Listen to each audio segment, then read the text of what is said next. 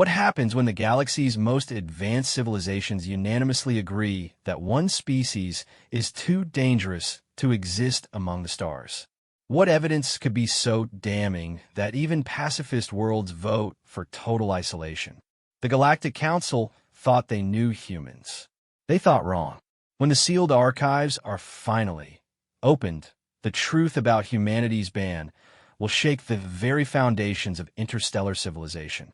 The second hologram materialized with a crisp efficiency that made galactic technology so reliable. But the scene it displayed was anything but reassuring. They were looking at Earth again, but 6 months after first contact. The planet looked different. Not obviously so, but something in the way the lights were distributed, the patterns of electromagnetic radiation, suggested changes beneath the surface. File 2. The preparation protocol, the AI announced. Classification, Omega-7. Admiral Chen appeared before them. But she was no longer the curious explorer they had seen in the previous recording.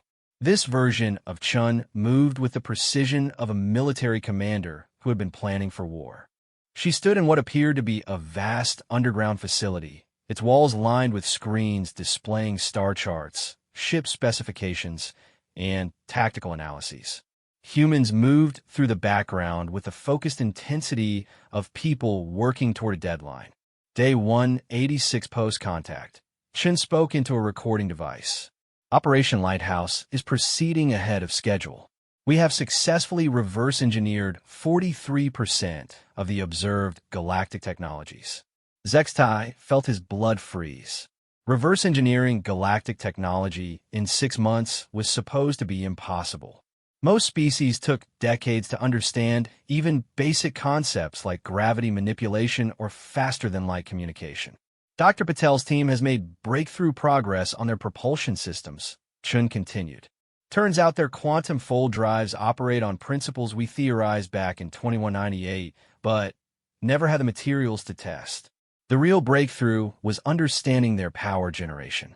The display shifted to show a massive construction bay where humans swarmed over what appeared to be spacecraft. But these weren't the crude, angular ships from the first contact. These vessels' sleek, organic curves that seemed almost biological. We've improved their design by approximately 37%, Chun said with the satisfaction of someone reporting a successful quarterly review. Turns out they've been building their ships the same way for 3,000 years. Never occurred to them that you could enhance fold efficiency by integrating the power matrix directly into the hull structure. Council member Yilevin made a strangled sound. Integrating power matrices into hull structures was a theoretical concept that galactic engineers have been working on for centuries. The material science alone should have been beyond human capability. Show them the weapons analysis, Chun said to someone off-screen. A new figure appeared in the hologram. Dr. Elena Vasquez, according to the identification overlay, former head of Earth's Directed Energy Research Initiative. The Galactic Concord maintains peace through technological superiority. Dr. Vasquez began, consulting a tablet covered in complex diagrams. Their weapons are approximately 4,000 years more advanced than anything we had before contact. Plasma projection systems, quantum disruptors, gravitational manipulation weapons, all operating on principles we're only beginning to understand. She paused, and when she smiled, it wasn't reassuring. However, their weapons are designed for conflicts between civilizations that share certain fundamental assumptions about warfare. Specifically, they assume that all combatants will follow the Galactic Convention on Armed Conflict. Explain, Chen ordered. The convention prohibits targeting civilian populations, restricts weapons of mass destruction, mandates the protection of cultural sites, and requires advance warning before planetary bombardment. Their entire military doctrine is built around these restrictions. Dr. Vasquez brought up a three-dimensional display showing various galactic warships. Look at their fleet configurations. No armor on the lower sections because the convention prohibits attacks from planetary surfaces. Exposed command structures because targeting command staff is considered barbaric. unshielded engine sections because damaging propulsion systems unnecessarily prolongs conflicts. Admiral Chen nodded slowly.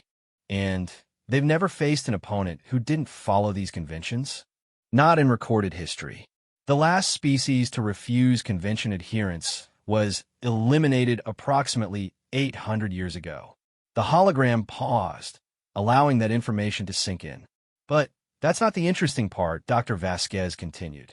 The interesting part is their strategic thinking. They become so accustomed to overwhelming technological superiority that they've forgotten the fundamentals of asymmetric warfare. The display shifted to show tactical analyses, battle simulations, strategic assessments, all in the unmistakable style of human military planning. They have never faced an opponent who would sacrifice technological advantages for strategic ones, who would trade ship-to-ship combat capability for stealth and mobility, who would prioritize psychological warfare over direct confrontation. Admiral Chen leaned forward. Bottom line assessment. In a conventional engagement, using accepted galactic military doctrine, they would destroy us completely. We might take out a few ships, but they would overwhelm us through sheer technological superiority. Dr. Vasquez smiled again, and this time Ambassador Zextai had to suppress a shudder. However, in an unconventional engagement, using human military doctrine, the outcome becomes very different. The scene changed again. Now, they were watching what appeared to be a war game simulation. Human ships, still using modified galactic technology, engaged a fleet of actual galactic vessels in what looked like a standard patrol formation. The battle began exactly as expected. The galactic ships, with their superior weapons and defenses, quickly destroyed the first wave of human attackers. But then something changed. The human ships stopped trying to match the galactic fleet in direct combat. Instead, they began using tactics that made no sense from a galactic perspective. Ships would sacrifice themselves to damage single enemy vessels. Attacks would target non-critical systems that seemed strategically irrelevant. Human fighters would deliberately ram galactic ships, even when their weapons were still functional. "What are they doing?" one of the younger council members whispered. The answer became clear as the simulation continued. The human attacks weren't random. Every seemingly wasteful sacrifice served a larger purpose. They were systematically destroying the galactic fleet's ability to coordinate, communicate, and maintain formation. Within hours, the technologically superior galactic force had been reduced to isolated ships fighting individual battles they couldn't win. "This is just one scenario," Dr. Vasquez explained as the simulation ended. "We've run over 3,000 different engagements. The pattern holds consistent across fleet sizes from single ships to full sector fleets." "What's the key factor?" Chen asked. "They fight to minimize losses while maintaining operational capacity. We fight to win, regardless of cost. Their doctrine assumes rational actors making calculated decisions. Our doctrine assumes desperate people doing whatever it takes to survive." The hologram shifted again, showing Chun in conversation with another figure, a man identified as General Richard Harrison. "The fleet preparations are only half the equation," General Harrison was saying. "The real question is what happens if they decide we're too dangerous to be allowed to exist." Elaborate. "Right now, they see us as a promising new member species. Potentially valuable, worth the effort of integration. But what happens when they realize we're not going to be the compliant junior partners they expect?" Shun considered this. "You think they'll try to eliminate us?" "I think they'll try to contain us first. Economic isolation, technological embargo, that sort of thing. But if that doesn't work," Harrison shrugged. "They've done before. According to their own historical records, they've sterilized 17 worlds that refuse to conform to galactic standards." The chamber fell silent. 17 worlds. Entire civilizations wiped out for refusing to accept galactic authority. "So what do you recommend?" Chen asked. "We accelerate the timeline. Instead of waiting for them to make the first move, we take control of the situation." "You're talking about preemptive action. I'm talking about survival. The moment they realize we're not going to be their obedient pets, we become a threat to their entire system. and they don't allow threats to exist. The scene changed once more, showing Chun addressing a gathering of world leaders. The setting appeared to be the United Nations General Assembly, but every seat was filled with faces that showed the strain of people who had been working around the clock for months. "Ladies and gentlemen," Chun began, "we have a decision to make. In approximately 4 weeks, the Galactic Council will send a delegation to Earth to begin formal integration proceedings. They expect us to sign the Treaty of Galactic Accord, which will make us a junior member species under their authority." A murmur ran through the assembly. "I want to be very clear about what this treaty means. We would be required to accept galactic law as superior to human law. We would be required to restructure our governments according to galactic standards. We would be required to accept galactic oversight of our military, our economy, and our development as a species." The Secretary General of the United Nations, an elderly woman named Dr. Amara Okafor, stood to respond. "Admiral Chun, these requirements may seem restrictive, but surely the benefits of membership—" "The benefits," Chun interrupted, "come at the cost of our independence as a species. And if we ever decide we want that independence back, we'll find ourselves facing the combined might of thousands of worlds." She activated a holographic display showing the tactical analyses they had been developing. "This is not a partnership they're offering us. It's absorption. They want us to become just another member species, indistinguishable from the thousands of others that have accepted their system. And historically, species that resist this absorption don't remain threats for very long." The Chinese premier, Wu Xiaoping, asked the question they were all thinking. "What alternative do we have? We can't fight the entire galaxy." Chen's response would be recorded in the archive as the moment everything changed. "We can't fight the entire galaxy as it exists today," she agreed. "But we can change what the galaxy becomes tomorrow." She brought up a new display, showing star charts with various systems highlighted in different colors. "Our analysis suggests that approximately 40% of galactic member species joined the Council not out of enthusiasm, but out of necessity. They were isolated, economically pressured, or directly threatened until they had no choice but to accept membership." "Are you suggesting?" Dr. Okafor began. "I'm suggesting that the Galactic Council's greatest strength, their assumption of universal compliance, is also their greatest weakness. They've never faced organized resistance because they've been very careful to prevent it from forming. But if resistance did form," Chun smiled, and Ambassador Zextai realized he was watching the birth of a revolution. Then, everything changes. The recording ended abruptly, leaving the archive chamber in stunned silence. "This concludes File 2, the AI announced.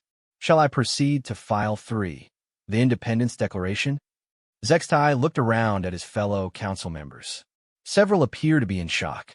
The implications of what they had just witnessed were staggering. Humanity hadn't just refused to join the Galactic Council. They had apparently been planning to overthrow it. "How many species," he asked slowly, "did they eventually make contact with?" According to intercepted communications, Admiral Chen's government established secret diplomatic relations with 47 worlds before the Council intervention. 47 worlds. Nearly 50 civilizations that had been approached by humans seeking alliance against galactic authority. And how many of those alliances were successful? The AI paused before responding, which was never a good sign. "That information is contained in subsequent files, Ambassador. However, I am required to inform you that File 3 contains evidence of active rebellion against Council authority. Several Council members have requested psychological support after viewing this material." Representative Kilmora, who had started this entire process with her demand to lift the human ban, spoke for the first time since entering the archive.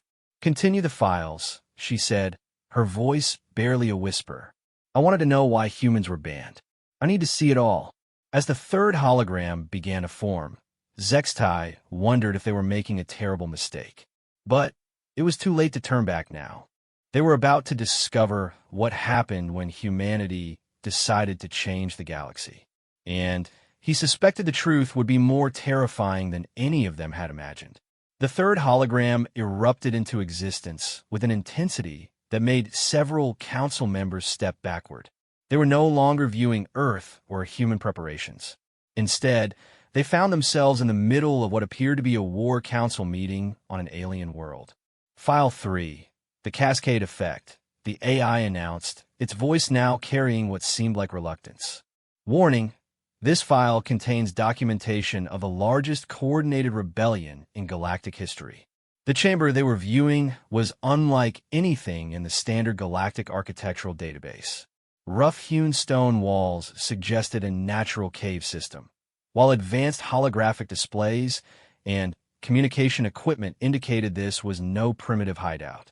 Representatives from dozens of different species filled the space, their various forms creating a bizarre, but somehow harmonious assembly. At the center of the gathering stood Admiral Chun, but she was no longer alone. Beside her stood figures that made Ambassador Zextai's recognition systems flash warning signals. These were representatives of worlds that had been members of the Galactic Council for centuries. Day 47 of Operation Liberation, Chun announced to the gathering. I want to begin by thanking our hosts, the Kethran Resistance Movement, for providing this secure meeting location. A tall, crystalline being that Zextai recognized as a member of the Kethran Diplomatic Corps stepped forward. But this Kethran looked different from the typical council representatives. Where council Kethrans were pristine and perfectly faceted, this one showed stress fractures and deliberate damage to his crystalline structure. The Kethran people have suffered under council authority for 800 years, the being said, his voice resonating with harmonics of suppressed rage. When the humans approached us with their proposal, we thought it was madness. Now we see it as hope. Chun nodded acknowledgement. For those joining us for the first time, let me clarify our position. We are not seeking to destroy the Galactic Council or end interstellar cooperation. We are seeking to replace a system of enforced compliance with genuine voluntary association. A new figure spoke from the crowd, a serpentine being that Ambassador Zextai recognized with growing horror as a member of the Yolani High Command. The Council's response to human non-compliance has been exactly as predicted, the Yolani representative said. Economic sanctions began 3 days ago. Technological embargo went into effect yesterday. Military containment fleet is being assembled as we speak. Fleet composition. Chun asked with the detached professionalism of someone discussing weather patterns. 37 dreadnoughts, 45 cruisers, over 200 support vessels. Command estimates they'll move to active containment within 6 standard days. The gathering absorbed this information with a calmness that suggested they had been expecting it. That gives us approximately 140 hours before they reach Earth orbit, Chun said. More than enough time. For what? Asked another voice from the crowd. Chun smiled, and Ambassador Zextai realized he was seeing an expression that would become legendary throughout the galaxy. To demonstrate that the age of council dominance is ending. The hologram shifted, and suddenly they were viewing space near what Zextai recognized as the Nexus Trade Hub, one of the most important commercial centers in the galaxy. The hub was a massive structure, part space station, part starport, part diplomatic center. Over 10 million beings lived and worked there on any given day. This is real-time footage from the Nexus Hub incident, the AI explained. The timestamp indicates this occurred 4 days before the Council fleet reached Earth. At first, everything appeared normal. Ships moved in and out of the hub's numerous docking bays with the organized efficiency that made galactic commerce possible. But then, the long-range sensors detected something approaching. It was a human fleet, but not the crude ships they had been expecting. These vessels were sleek, advanced, and moving in formation patterns that seemed almost organic in their precision. Unidentified fleet, this is Nexus traffic control. The communication came through clearly. You are approaching restricted space. Please identify yourselves and state your intentions. The response came from Admiral Chin herself. Nexus control, This is Admiral Sarah Chun of the Earth Liberation Fleet. We are here to make a statement to the Galactic Council. Admiral, you're in violation of multiple Council regulations. Please alter course immediately, or we will be forced to. The transmission cut off as the human fleet reached optimal range and opened fire. But they weren't firing on the Nexus hub itself. Instead, with surgical precision, they targeted every Council military vessel in the area. Defense platforms, patrol ships, and security stations were destroyed in a coordinated strike that lasted less than 3 minutes. When it was over, not a single Council military asset remained intact, but the civilian areas of the hub had been completely untouched. Nexus Control. Admiral Chin's voice came through again, calm and professional. The Nexus Trade Hub is now under the protection of the Liberation Alliance. All civilian traffic may continue normal operations. All Council military vessels must withdraw immediately or face destruction. The hologram paused, allowing the implications to settle. The Nexus Hub incident was not an isolated attack, the AI explained.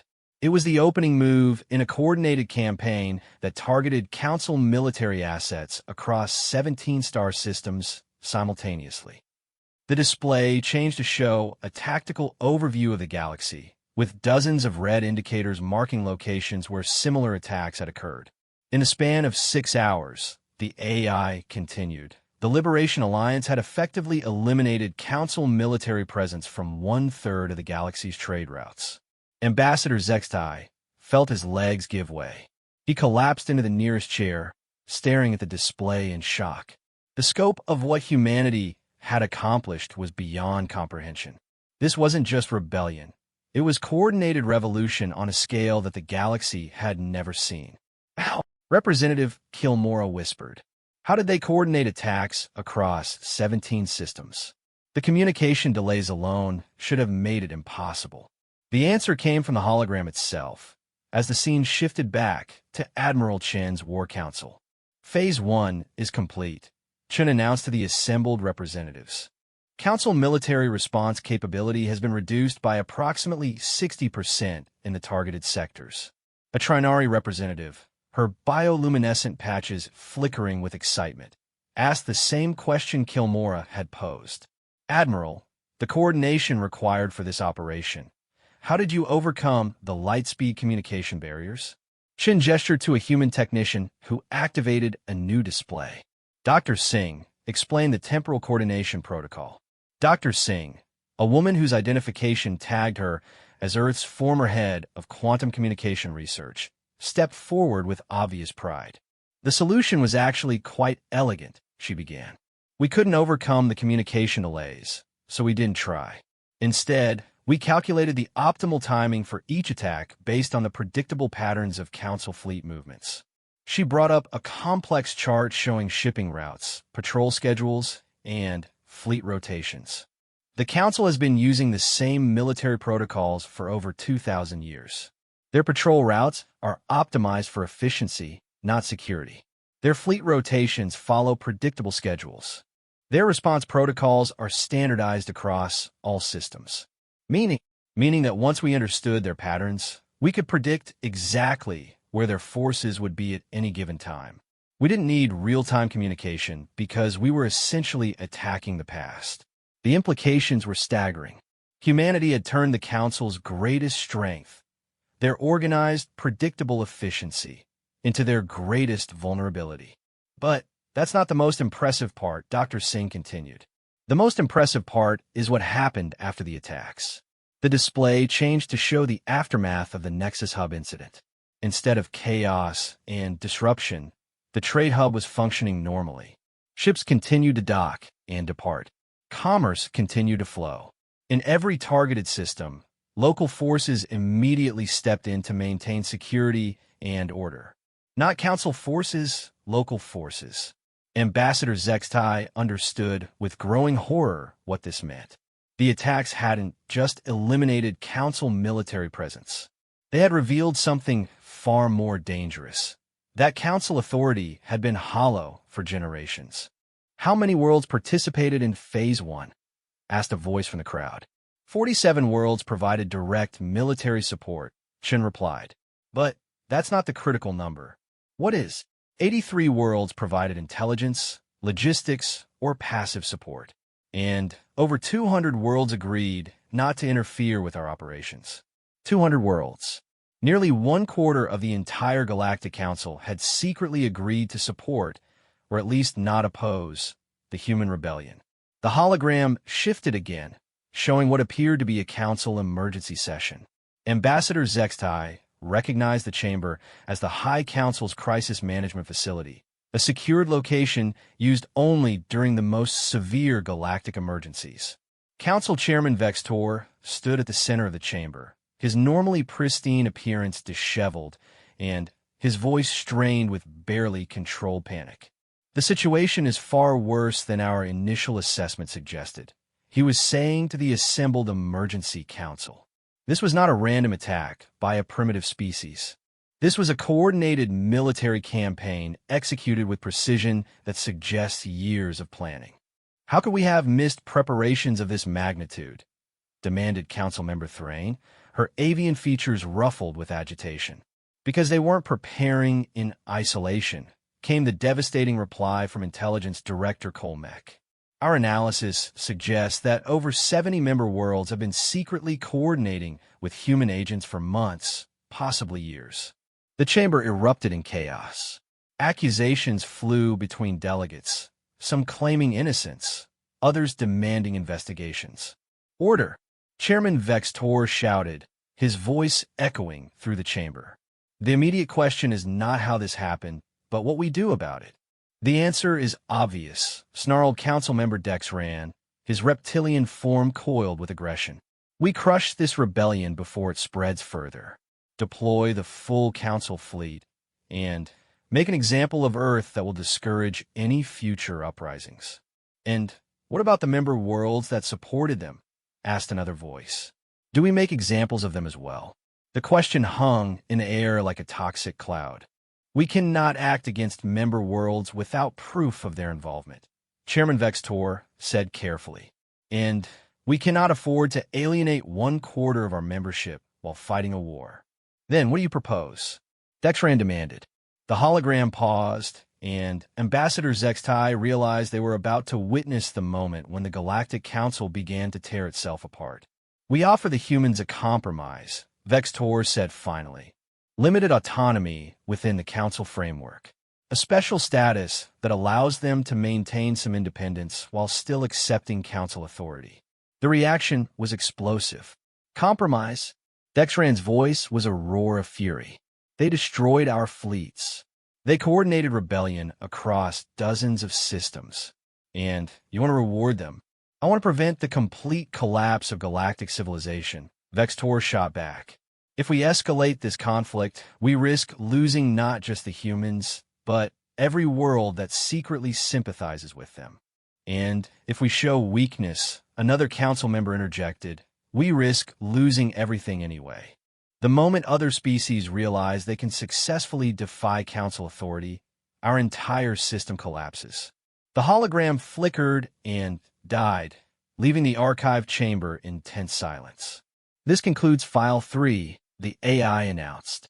File 4 contains the Council's final decision regarding the human situation and the immediate consequences of that decision.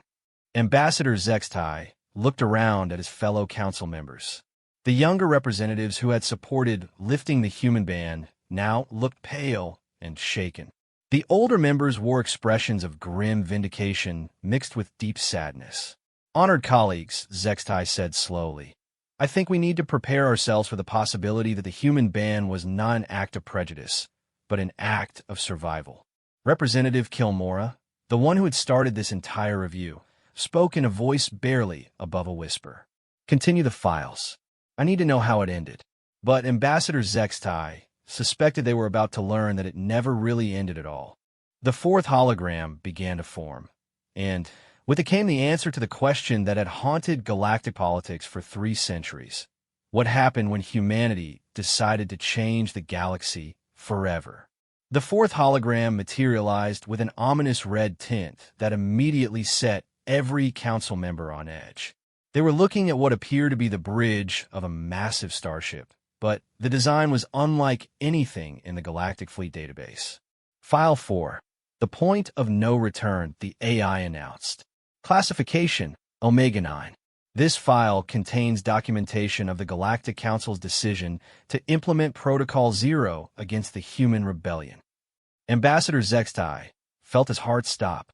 Protocol Zero was theoretical, a final solution reserved for threats to galactic civilization itself. In 5,000 years of Council history, it had never been implemented. The bridge they were viewing belonged to the GCS Eternal Harmony, the Council's most advanced dreadnought and flagship of the punitive fleet assembled to deal with the human situation. Standing at its center was Fleet Admiral Keshvar, a Thorian whose military record was legendary even by Council standards. Fleet Status Report. Admiral Keshvar commanded, his voice carrying the authority of someone who had never lost a battle. All vessels report ready status, Admiral, came to reply from his operations officer. Total fleet strength, 437 combat vessels, including 12 dreadnoughts.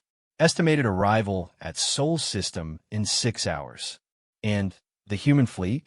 Still positioned near Earth. Intelligence estimates approximately 60 vessels of mixed configuration. They appear to be maintaining defensive positions around their homeworld. Admiral Keshvar nodded with satisfaction. The human fleet was outnumbered more than 7-1. This would be a swift demonstration of Council power. Sir, the communications officer interrupted. We're receiving a transmission from the human fleet. Admiral Chun is requesting to speak with you directly. Put her through. The main display activated, showing Admiral Chun on the bridge of what appeared to be one of the modified human vessels. She looked calm, professional, and utterly unintimidated by the massive fleet bearing down on her homeworld. Admiral Keshvar, she began without preamble. I assume you're here to demand our surrender. I am here to enforce Council authority, Keshvar replied. You have 47 hours to disarm your fleet, surrender all military assets, and submit to Council occupation. Compliance will result in the integration of your species under strict supervision. Non-compliance will result in the implementation of Protocol Zero. For the first time, Chen's expression showed surprise. Protocol Zero? I'm not familiar with that designation. Keshvar's smile was not pleasant. Complete sterilization of your homeworld and the elimination of your species from galactic records. You will be erased as if you never existed. Chun absorbed this information with the same professional detachment she might show when discussing supply requisitions. I see. And the Council has authorized this extreme measure. The Council has determined that humanity poses an existential threat to galactic stability. Your rebellion has inspired uprisings on 47 worlds and threatens the foundation of our civilization. Therefore, you must be eliminated. Interesting. Chun paused, consulting what appeared to be a data tablet. Admiral, before you implement Protocol Zero, I think there's something you should know. And what would that be? Chen's smile was radiant and terrifying. You're too late. The transmission ended abruptly, leaving Admiral Keshvar staring at a blank screen. Sir, the operations officer asked uncertainly. Proceed with the original plan. All units, prepare for... The Admiral's order was cut off as every screen on the bridge suddenly activated, displaying incoming priority transmissions from across the galaxy. Sir, we're receiving emergency signals from Nexus Command, Altair Station, Centauri Hub, on screen. The display cycled through transmission after transmission, each showing the same devastating reality. Across the galaxy, in dozens of key systems, the symbol of the Galactic Council was being systematically replaced. Not with human insignia, but with something new. A circular emblem showing multiple species symbols interlinked in a pattern that suggested cooperation rather than dominance. Sir, this is Council Central Command.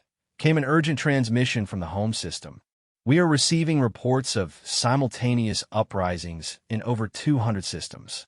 Member worlds are declaring independence from Council authority and announcing the formation of something called the Galactic Alliance of Free Worlds. The bridge fell silent. "Admiral," the communications officer said in a voice barely above a whisper, "we're receiving a general broadcast on all frequencies. It's being transmitted simultaneously from every major population center in the galaxy. Put it through." Admiral Chun appeared on the screen again, but this time she wasn't alone. Standing with her were representatives from dozens of species, including several that Ambassador Zextai recognized as long-standing council members.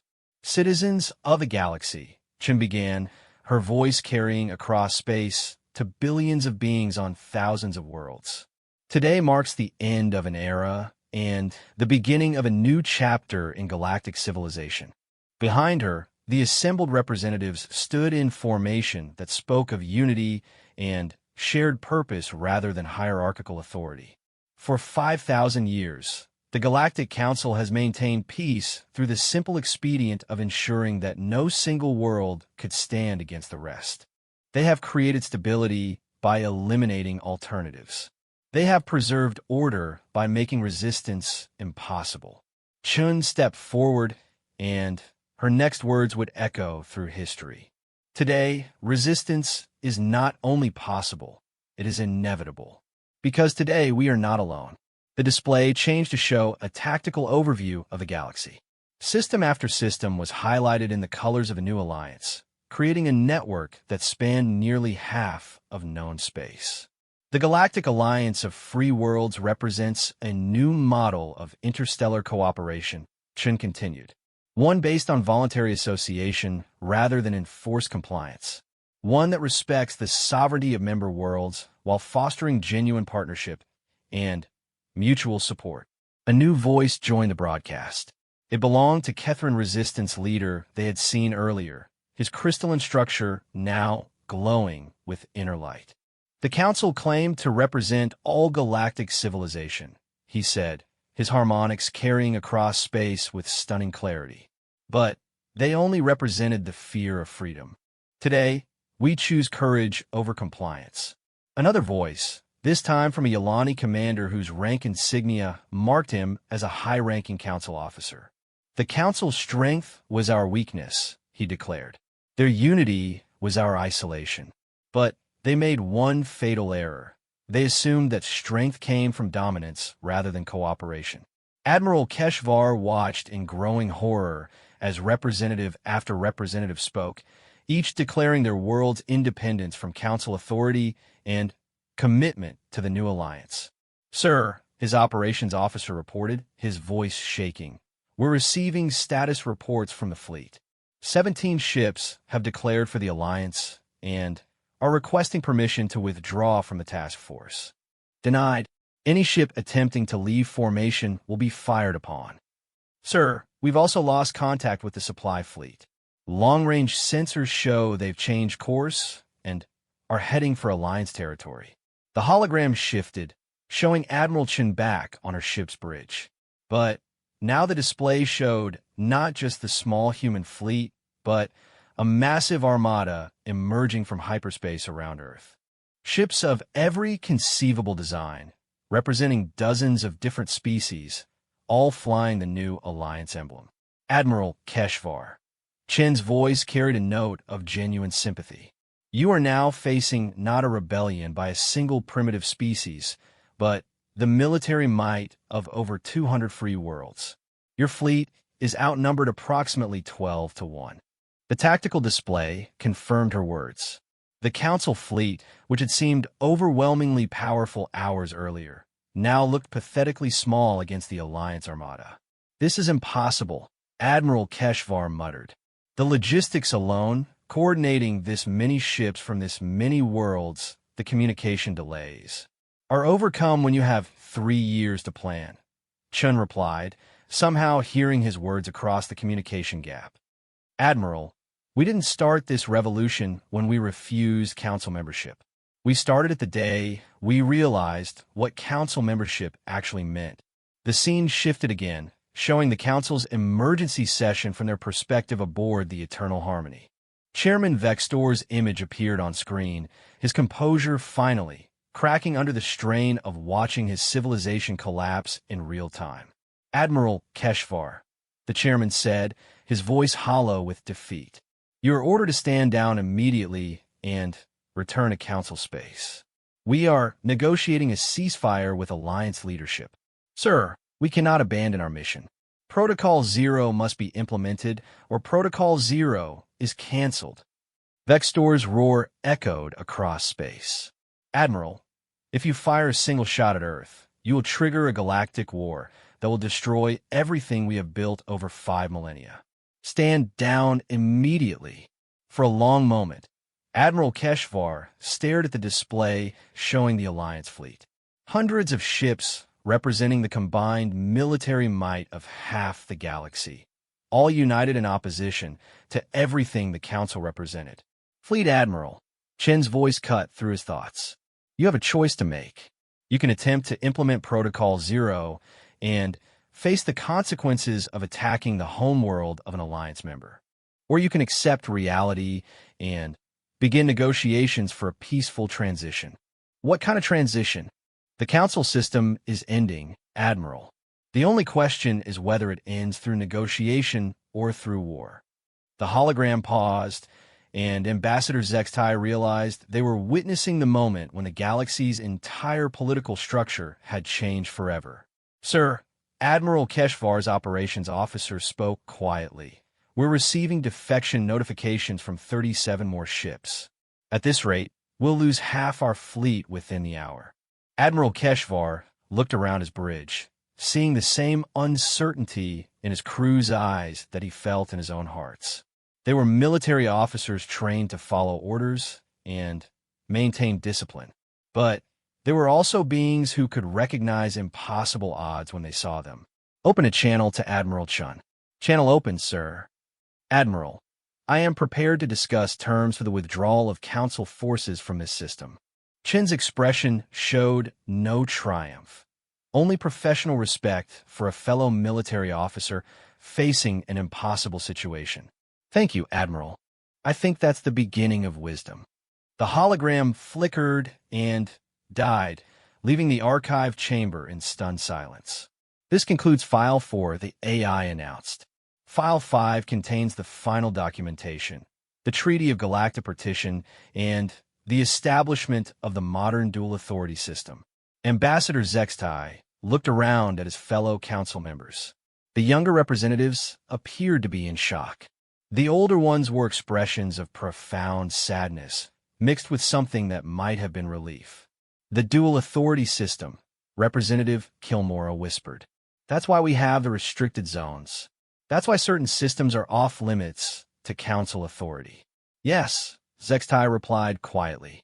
"And now you understand why the human ban was implemented. It wasn't to punish them for refusing council membership. It was to prevent them from finishing what they started." "What do you mean?" Zextai gestured toward the display where the 5th hologram was beginning to form. "The Alliance controls nearly half the galaxy, Representative. They have been building strength for 3 centuries while we maintained the illusion that we were still the dominant power. The human ban wasn't really about humans at all. Then what was it about? It was about preventing any council member from learning that there was an alternative to our authority. About maintaining the fiction that council rule was universal and unchallenged." The 5th hologram snapped into focus, showing a scene that would explain the final piece of the puzzle. "But, as you're about to discover," Zextai added grimly, "that fiction is about to end." The final hologram materialized with crystalline clarity, showing a scene that Ambassador Zextai recognized, but had never seen from this perspective. They were viewing the signing of the Treaty of Galactic Partition, the document that had secretly divided the galaxy into 2 spheres of influence 3 centuries ago. "File 5, the price of peace," the AI announced. "This file contains the classified negotiations that establish the current galactic order and the conditions of humanity's exile." The setting was neutral space, aboard a massive diplomatic vessel that belonged to neither Council nor Alliance. Representatives from both sides sat across from each other at a table that seemed to stretch into infinity, symbolic of the vast gulf they were trying to bridge. Admiral Chun sat at the head of the Alliance delegation, but she was no longer the military commander they had watched throughout the previous files. 3 years of interstellar war had changed her, adding lines of stress and responsibility to her face. Beside her sat representatives from over 300 worlds that had joined the Alliance during the conflict. Across from them, Chairman Vextor represented what remained of the Galactic Council. The once proud leader looked diminished, his authority reduced by the reality of governing less than half the galaxy he had once claimed to rule. "The terms are simple," Chen began, consulting a document that would reshape galactic civilization. "The galaxy is divided into 2 spheres of authority. The Council maintains control over its remaining member worlds and continues to operate according to its traditional principles. The Alliance governs its member worlds through voluntary association and mutual cooperation." "And the border zones?" Chairman Vextor asked. "Neutral space. No Council authority, no Alliance authority. Free systems that choose their own path."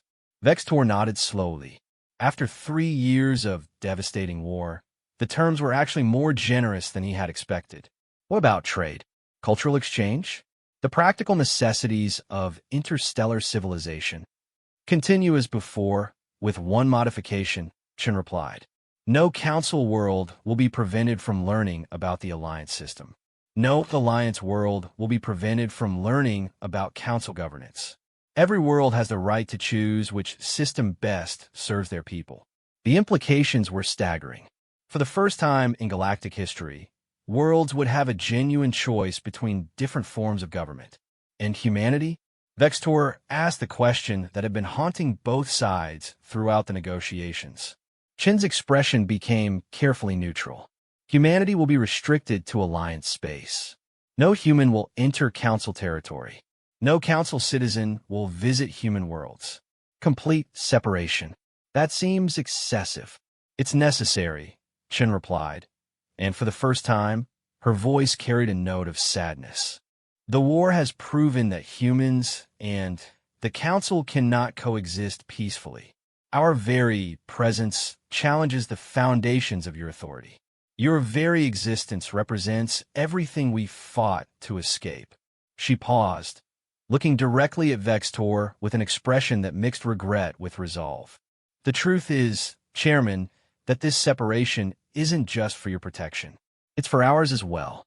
The hologram shifted, showing a private conversation between Chen and her senior advisors aboard the Alliance flagship later that same day. "Admiral," one of them was saying, "the terms seem to give the Council everything they want. They maintain their territory, their authority, their way of life. What do we gain from this separation?" Chen stood at the ship's observation deck, looking out at the stars that now represented a galaxy divided. "We gain something the Council can never understand," she replied. "We gain the chance to prove that freedom works." Elaborate. "Right now, the Alliance exists because of opposition to the Council. Our member worlds joined us because they were fleeing Council authority, not because they were attracted to our principles. That's not sustainable in the long term." She turned to face her advisors, and her expression carried the weight of someone who understood the true scope of what they had accomplished. "The separation gives us time to build something better, to prove that voluntary association creates stronger societies than enforced compliance, to demonstrate that diversity of thought and culture produces better solutions than standardized conformity. And if we fail?" Chen's smile held no uncertainty. "We won't fail, because unlike the Council, we've never forgotten the most important truth about civilization, which is that it only survives when people choose to preserve it, not when they're forced to accept it." The scene changed again, jumping forward several months to show the implementation of the treaty. Across the galaxy, worlds were choosing their allegiance, and the results were revealing patterns that neither side had anticipated. "The partition statistics are interesting," reported Alliance Intelligence Director Sarah Kim to a gathering of Alliance leadership. "Of the worlds given a choice between Council and Alliance governance, 63% chose the Alliance. And of the worlds that remained with the Council?" Chen asked. mostly core worlds with deep historical ties to Council authority, and worlds that depend heavily on Council infrastructure for their economies. But even there, we're seeing significant minority populations that support Alliance principles. The implications were clear. Given a genuine choice, most worlds preferred the Alliance system of voluntary cooperation over Council authority. What about the neutral zones? Growing rapidly. Approximately 40 worlds have chosen complete independence from both systems. They're establishing their own forms of government and appear to be thriving. Shin nodded with satisfaction. The neutral zones had been her idea, based on the understanding that true freedom meant the right to choose neither Council nor Alliance, if that was what a world preferred. The hologram shifted one final time, showing a scene from recent years that made Ambassador Zextai's recognition systems trigger multiple alerts. They were viewing a secret Council meeting, one that had taken place less than 5 years ago. The participants included several Council members that Zextai recognized as current leadership. The Alliance continues to expand. Council Intelligence Director Veltan was reporting to the emergency session. In the past decade, 17 Council worlds have officially defected to Alliance authority. 43 others have established cultural exchange programs that are functionally preparation for eventual defection. What about economic indicators? Asked a voice from the assembly. Alliance territory shows consistently higher growth rates, better innovation indices, and superior quality of life measurements. Their voluntary association model appears to be more efficient than our centralized authority system. The chamber fell silent as the implications settled. Are we losing the ideological war? Chairman Vextor asked quietly. We lost the ideological war 3 centuries ago, came the stark reply. We're only maintaining our position through inertia and the fact that many worlds haven't realized they have alternatives. Then, what do you recommend? We accelerate the integration protocols. Any world that shows signs of Alliance sympathy gets immediate attention from our cultural adjustment teams. We emphasize the benefits of Council membership and the dangers of independence. And if that doesn't work? The pause that followed was heavy with implication. Then we seriously consider implementing the contingency protocol. Which contingency protocol? Recontact with humanity. The chamber erupted in shocked voices, but Chairman Vextor raised his hand for silence. Explain. Our analysis suggests that humanity is the key to Alliance success. Their principles, their organizational methods, their approach to governance. These are what make the Alliance attractive to other worlds. Remove humanity from the equation, and the Alliance becomes just another political association. And how do you propose to remove humanity? We don't remove them. We recruit them. The silence that followed was deafening. 3 centuries of separation have shown us that the Alliance model works. It works because humans understand something about governance that we don't. What if, instead of opposing them, we learn from them?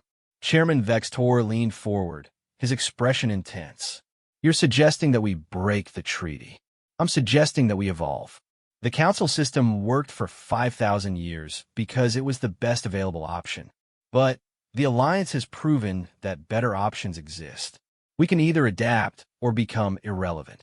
The hologram froze, and Ambassador Zextai realized they had just witnessed the genesis of Representative Kilmora's proposal to lift the human ban. This concludes a human archive, the AI announced. All classified materials have been reviewed. The archive chamber fell silent as the assembled Council members absorbed what they had learned. The scope of it was overwhelming.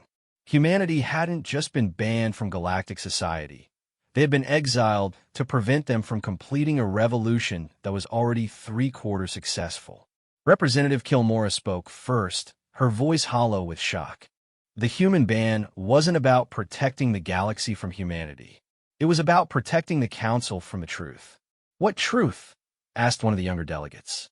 That our system is obsolete. That voluntary cooperation produces better results than enforced compliance. That diversity of thought creates stronger societies than standardized conformity. Ambassador Zextai nodded slowly.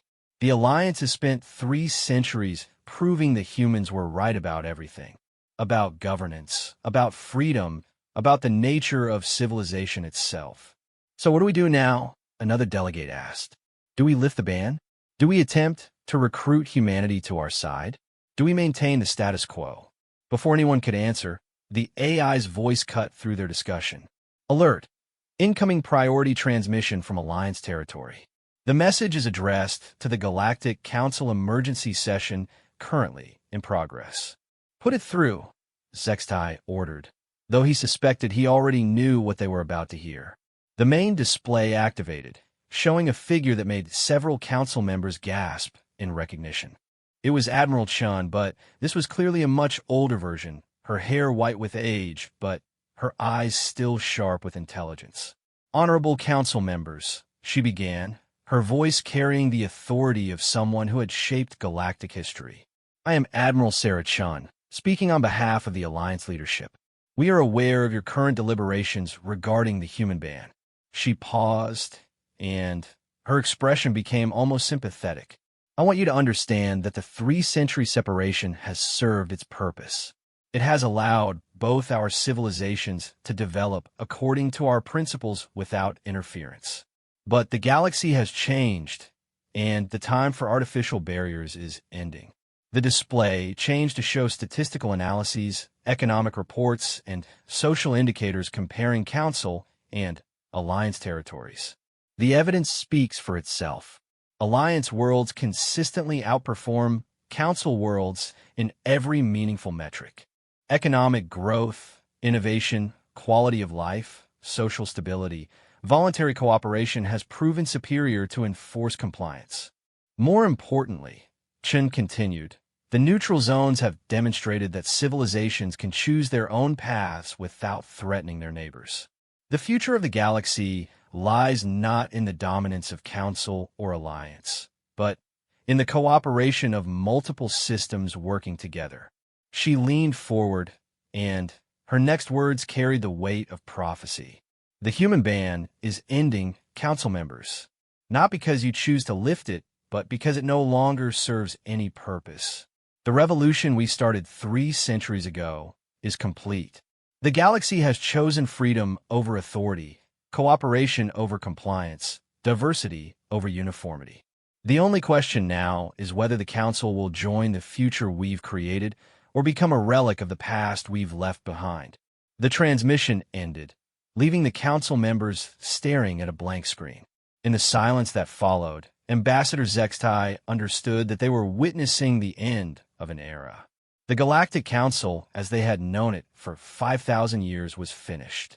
The human ban had been the last barrier preventing them from acknowledging that reality. The vote on lifting the human ban, he announced to the chamber, is no longer relevant. What do you mean? Representative Kilmora asked. I mean that whether we lift the ban or not, humanity has already won. They've created a civilization that works better than ours. They've proven that their principles produce better results than ours. They've built a galactic alliance that functions more effectively than our council. He looked around at his fellow delegates, seeing in their faces the recognition of truth they could no longer deny. The real question before us today is not whether to allow humans back into galactic society. The real question is whether we're prepared to learn from them. And if we're not, someone asked quietly. Ambassador Zextai gestured toward the display where Admiral Chen's final message still echoed in their minds. Then, we become exactly what she said we would become. A relic of the past, irrelevant to the future that humanity and the Alliance have already created. As the council members filed out of the archive chamber, each lost in their own thoughts about the implications of what they had learned, Ambassador Zextai remained behind. He stood alone in the vast chamber, surrounded by the data cores that contained the classified history of galactic civilization, and wondered if they would have the courage to do what was necessary. The human ban had been mocked by the younger generation as ancient prejudice. Now they knew the truth. It hadn't been prejudice at all. It had been fear. Fear of a species that had dared to imagine that civilization could be something more than it was.